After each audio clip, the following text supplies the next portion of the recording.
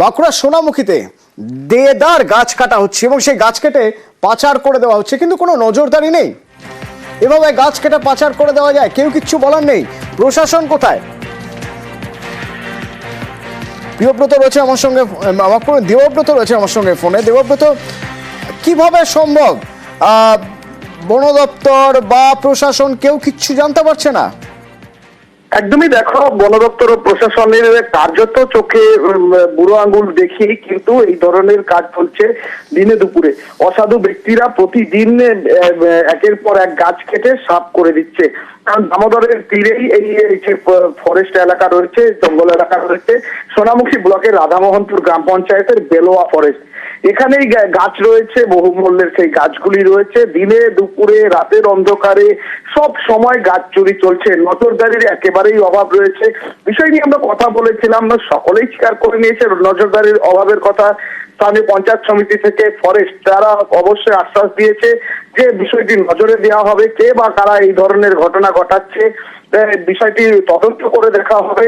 এবং বন দপ্তর যেটা জানাচ্ছে, ফরেস্ট এলাকা থেকে বেশ কিছুটা দূরে এই জঙ্গল, সেখানে যে কারণে নজরদারির বেশ কিছুটা অভাব রয়েছে এবং নজরদারি করা হবে। এবং স্থানীয় পঞ্চায়েত সমিতির সভাপতি তিনিও বলছেন বিষয়টি তাদের জানা নেই। সংবাদ মাধ্যমের কাছে শোনার পরই কিন্তু তারা তৎপর হচ্ছে, তারা বলছে বিষয়টি নজর দিয়ে দেখা হবে। তবে প্রশ্ন যে যেহেতু ফরেস্ট এরিয়া, দিনে দুপুরে দীর্ঘদিন ধরে এইভাবে গাছ চুরি চলছে, কেন নজরদারি থাকবে না? কারণ সরকারি সম্পত্তি তারা ধ্বংস করছে, সংবাদ মাধ্যমের ক্যামেরা দেখলে তারা ছুটে চলে যাচ্ছে। সব মিলিয়ে গাফিলতি কিন্তু নজরে আসছে। অতনু, ধন্যবাদ। গাছ কারা কাটি নিয়ে যাচ্ছে আমরাও চিনি না, লোকগুলো দেখলেও বুঝতে পারছি না।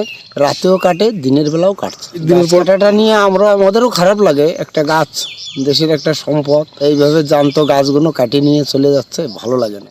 বিভিন্নভাবে গাছগুলো চুরি হয়ে যাচ্ছে। প্রশাসন বা বন দপ্তরকে বিভিন্ন সময় অভিযোগ গ্রামবাসীরা জানিয়েছে, কিন্তু শুধু দেখছি বলছে, কিন্তু এখনো এই গাছ চুরি বন্ধ করতে পারেনি। শাসক দল এবং প্রশাসন এরা যুক্ত হয়েই এটা করছে। তো প্রশাসনের কাছে দাবি করব যে অবিলম্বে এটা বন্ধ করা হোক। আমাকে এলাকার লোক বা কোনো পঞ্চায়েত স্তরে বা অন্য স্তরে কোনো প্রতিনিধি আমাকে জানায়নি বিষয়টা, যাতে এই নির্বিচারে গাছ কাটানো হয় তার জন্য উদ্যোগী হচ্ছি। ওই এলাকায় কি বন কমিটি নেই আগে? তাহলে সেটাকে একটু অ্যাক্টিভ করে দেওয়া। এলাকার লোক যদি এলাকার সম্পত্তি রক্ষায় উদ্যোগী না হয়, তাহলে কি করে আপনার এই রক্ষা সম্ভব? এবং যাতে গাছ কাটা না হয় সেটা দেখছি আমি। স্থানীয়ভাবে কিছু গ্রামের মানুষ, নিকট গ্রামের মানুষ, ওরা কিছু ফায়ার কালেকশন করে এবং এই ব্যাপারে আমরা আগে একবার সতর্ক করে এসেছি।